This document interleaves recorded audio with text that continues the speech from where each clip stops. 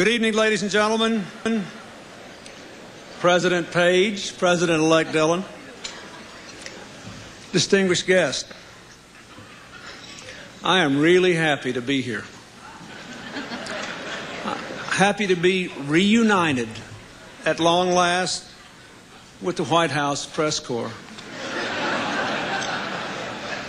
If I may, let me direct your attention to a photograph. Taken just moments ago, it proves beyond a doubt that I am indeed happy to be here. Now, wait a minute. It seems that my hair in that photo is a little longer than it is tonight.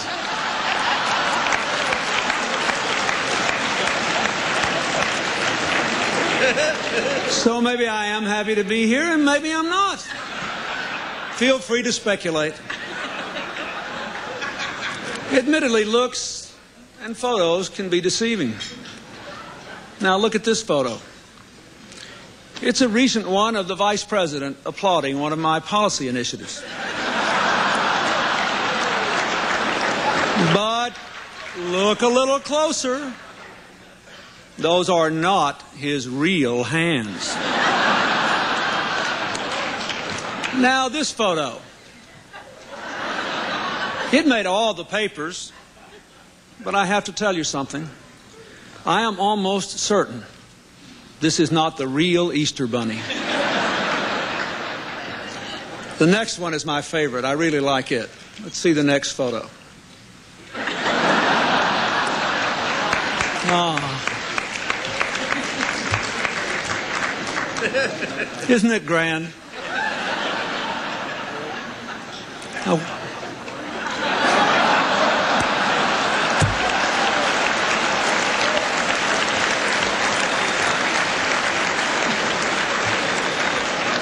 I thought it was too good to be true. But there is one thing beyond dispute tonight. This is really me. I am really here. And the record on that count is clear. In good days and bad, in times of great confidence or great controversy, I have actually shown up here for 8 straight years.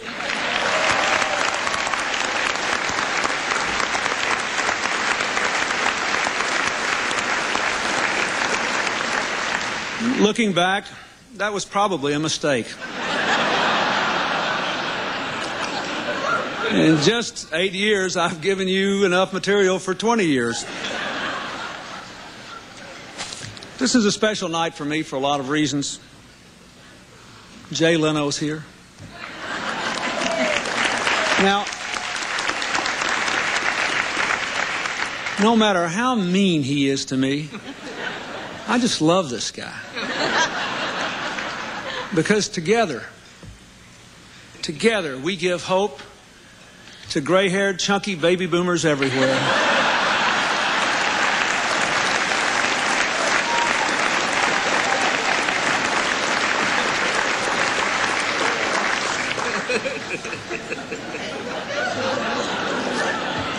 Tonight marks the end of an era. The after-dinner party hosted by Vanity Fair. As you may have heard, it's been canceled. Every year for 8 years, the Vanity Fair party became more and more and more exclusive. So tonight it has arrived at its inevitable conclusion. This year, no one made the guest list. Actually, I hear the Bloomberg party will be even harder to get into than the Vanity Fair party was. But I'm not worried. I'm going with Janet Reno.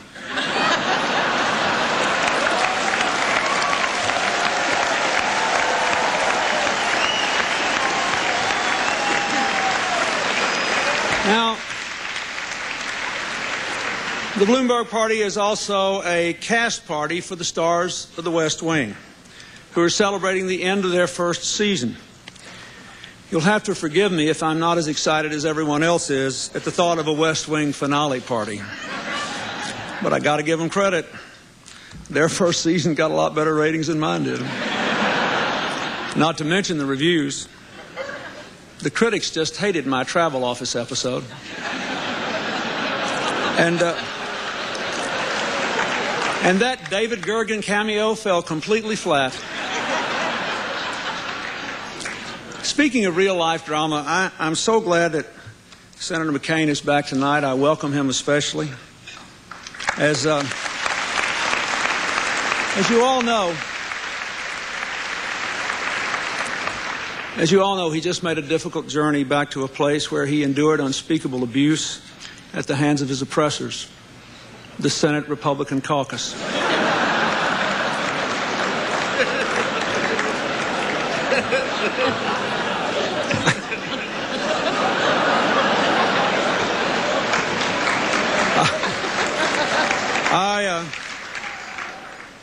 I am glad to see that Senator McCain and Governor Bush are talking about healing their rift. Actually, they're thinking about talking about healing their rift.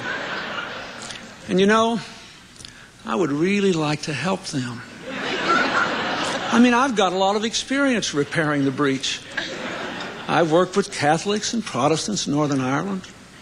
I've worked with Israelis and Palestinians, with Joe Lockhart and David Weston.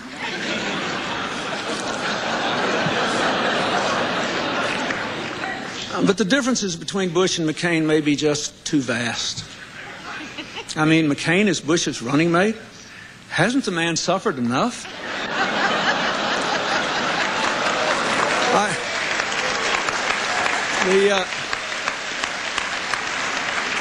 Look, George W. Bush has got a brand spanking new campaign strategy. He's moving toward the political center, distancing himself from his own party, stealing ideas from the other party.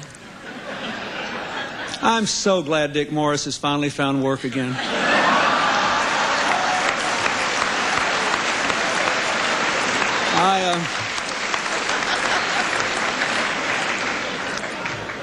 You know, the clock is running down on the Republicans in Congress, too. I feel for them, I do.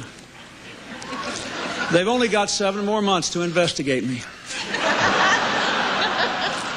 That's a lot of pressure. So little time. So many unanswered questions. For example, over the last few months, I've lost 10 pounds. Where did they go?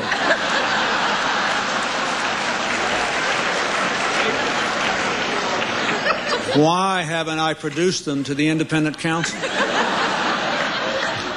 How did some of them manage to wind up on Tim Russert?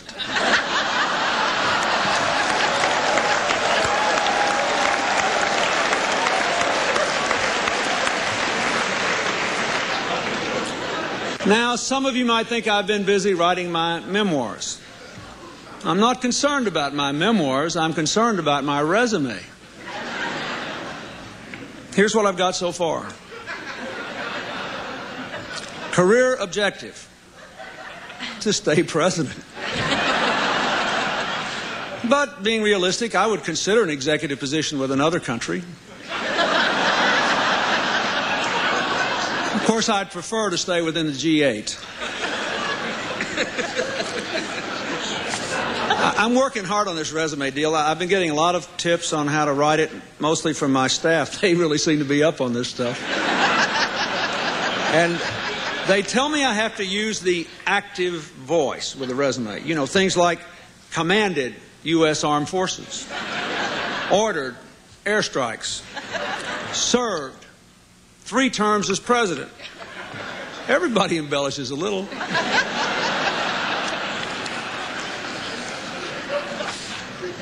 Designed, built, and painted bridge to 21st century.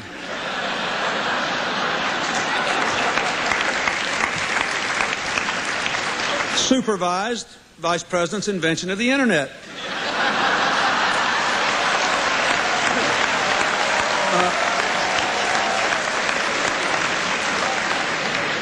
Generated, attracted, heightened, and maintained controversy.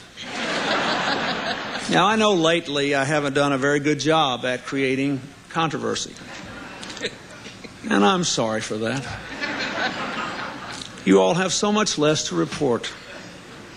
I guess that's why you're covering and commenting on my mood, my quiet, contemplative moments, my feelings during these final months in office. In that case, you might be interested to know that a film crew has been following me around the White House, documenting my remaining time there.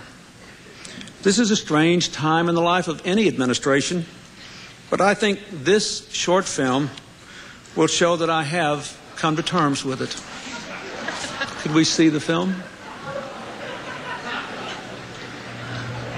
Well, with the Vice President and the First Lady out on the campaign trail, things aren't as exciting as they used to be around here. In fact, it's really starting to wind down.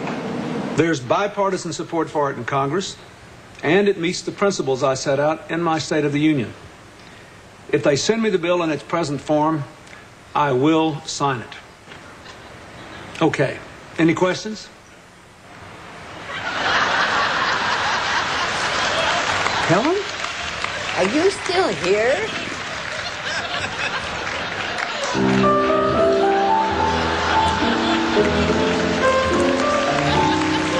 Radio just doesn't capture the sadness, the isolation of it all, so I've just stopped reporting it.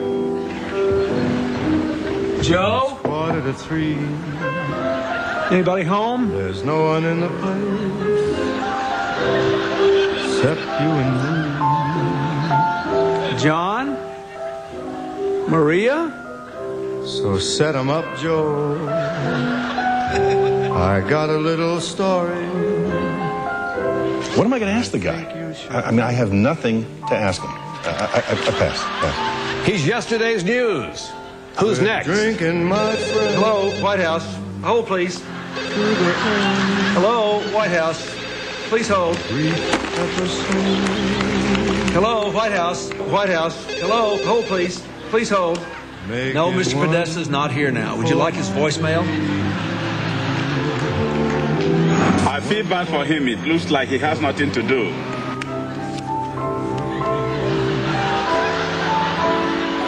I'm a little bit worried about him. This morning, for example, he came into the Oval Office for our meeting, and I said, Mr. President, is everything all right?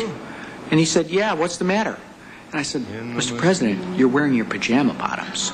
I really have nothing to say about that. I wish I could be here more, but I really think Bill has everything under control. Wait!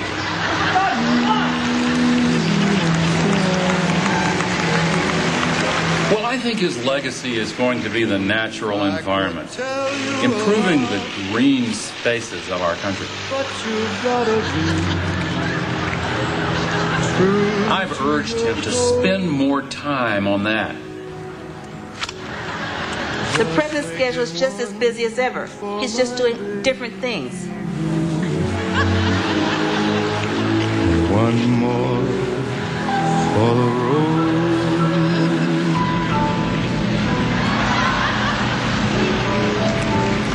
You'd never know it, but buddy, I'm a kind of poet, and I got a lot of things I'd like to say. And when I'm gloomy, won't you listen to me? I feel really bad for him. I wish there was something that would cheer him up.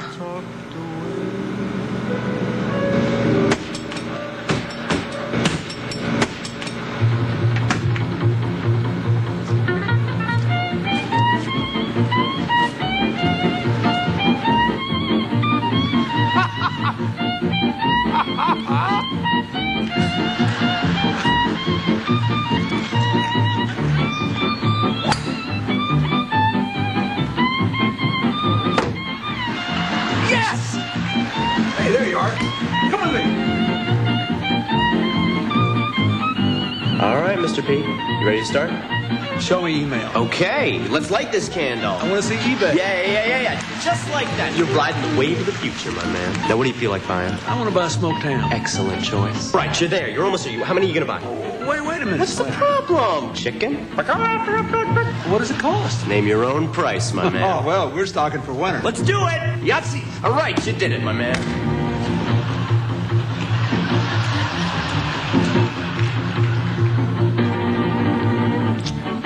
B9. You sunk my battleship. Yes.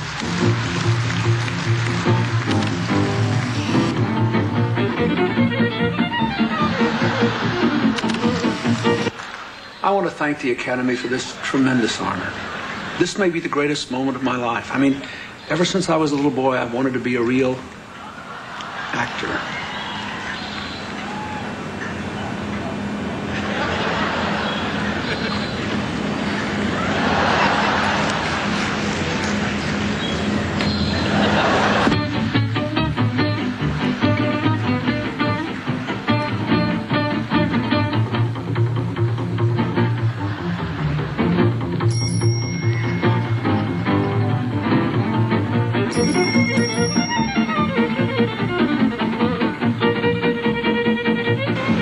Leave your money in your pocket.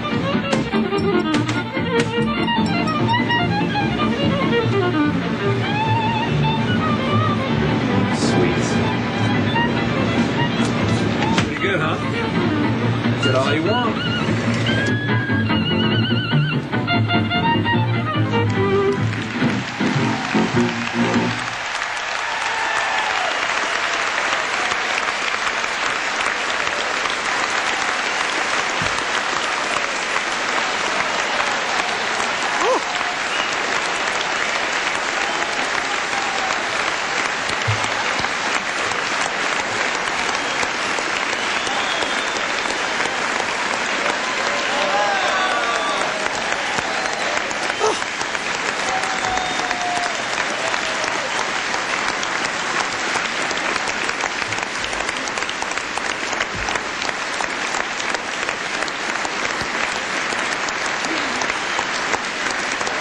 You like me. You really like me.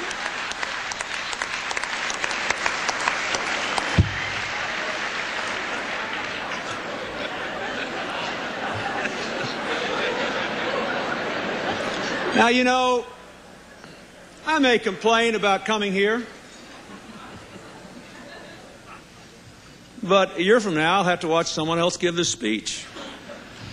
And I'll feel an onset of that rare affliction unique to former presidents,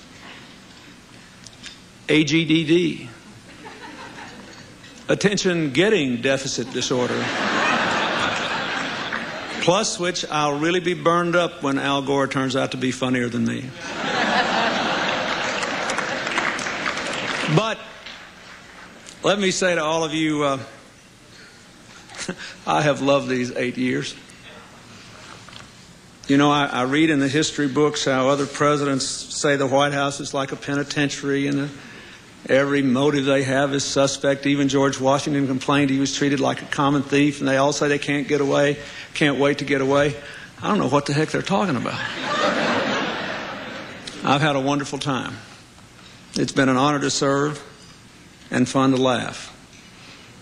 I only wish that we'd even laughed more these last 8 years, because power is not the most important thing in life and only counts for what you use it. I thank you for what you do every day. Thank you for all the fun times that Hillary and I have had. Keep at it. It's a great country. It deserves our best. Thank you, and God bless you.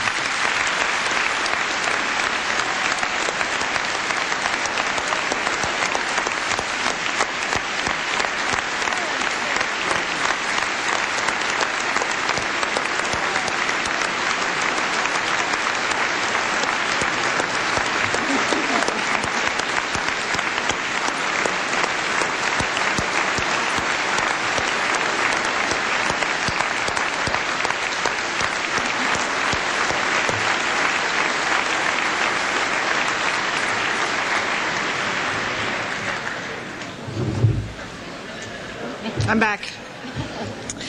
Thank you, Mr. President. Our next speaker was an up-and-coming comedian when he wowed this dinner in 1987. Now he's the host of the nation's premier comedian showcase. From NBC's Tonight Show, Jay Leno. Well, thank you. Thank you very much, Mr. President. That was a fine, fine speech, although Al Gore says he would have handled it differently. But I thought...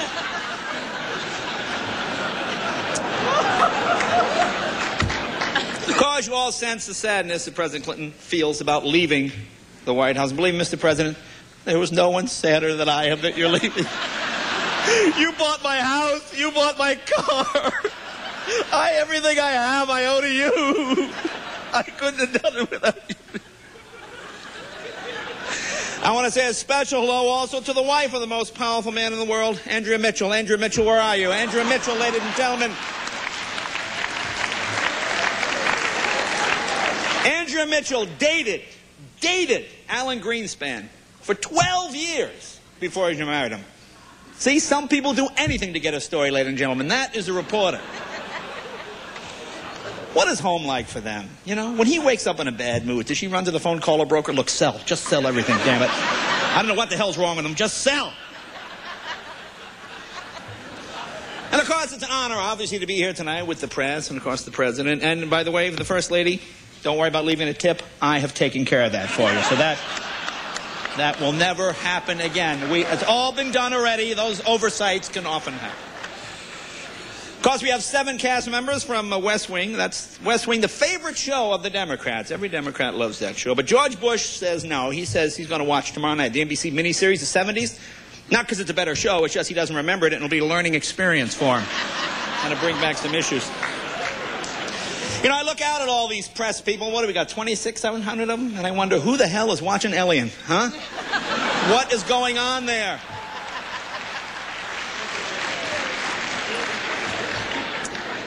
A lot of controversy. Was the government right? Was the government wrong? 60% feel the government did the right thing in taking the boy.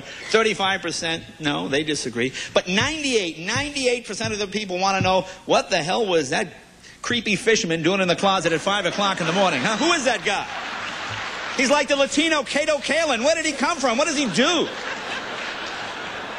You see, I blame the father. The father handled this all wrong. The father should have come to our American legal system from the beginning. He should have flown to Miami, walked up to the house, slipped on the front stairs, sued the Gonzaleses, got the house, get them evicted, sell the house, go back to Cuba, the richest guy on the island. That's the American way. That's the American way. And one of the things I most admire about President Clinton, he's the only president I ever heard of that went back to his high school reunion. To me, that is very cool. To me, that is the only reason I would want to be president, just so I could go back to my high school reunion. Just to walk up to that snotty cheerleader and go, oh, still too busy for the leader of the free world? Hey, how's your husband's Amway franchise? How's that working out? See, that is very cool. And, of course, President Clinton had some wonderful, wonderful international triumphs, such as bringing the Arabs and the Israelis together. Remember that day in the Rose Garden? Remember when they were all in step? I have never seen anything. Show that footage. Take a look.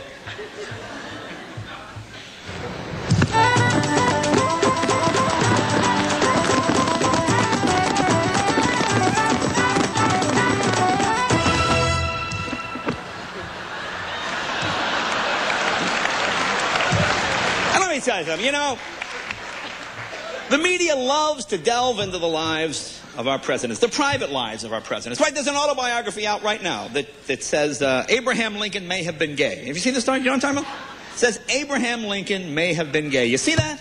A guy goes to the theater one time, and right away, he's got to be gay.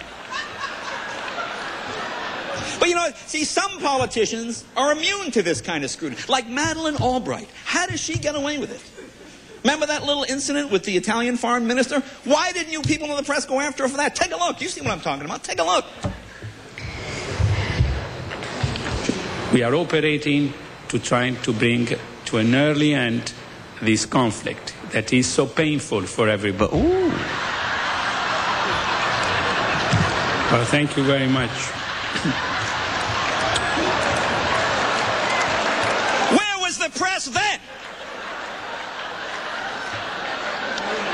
And God bless President Clinton always managed to outlast his critics, like Ken Starr.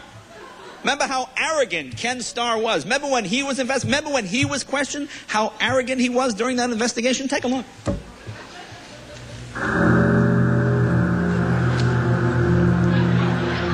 There's no smoking allowed in the building, Mr. Starr. What are you going to do? Arrest me?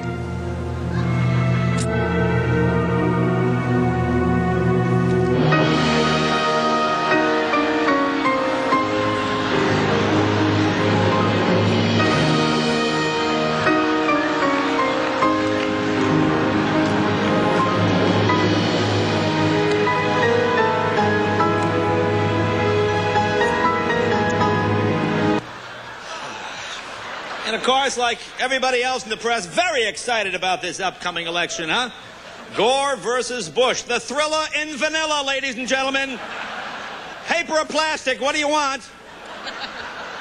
Harvard man versus a Yale man. See, in this country, any preppy can grow up to be president of the United States. This is going to turn into a real polo match come November. You watch. You watch. See, I often wonder about some of the people that fell out early. You know, some of the people that lost the prime. Like Elizabeth Dole. Like I heard a lot of you press people say, oh, she's not tough enough. She wasn't tough enough to be president. Not tough.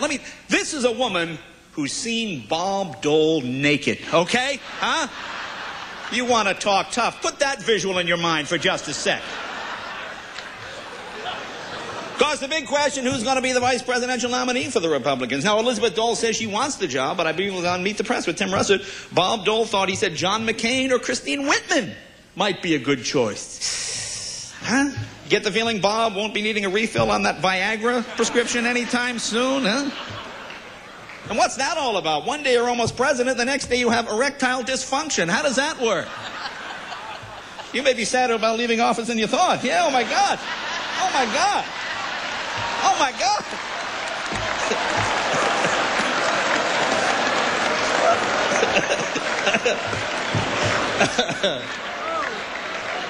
But God bless Bob Dole. Have you seen his well, you've seen Bob Dole's latest Viagra commercial? Take a look.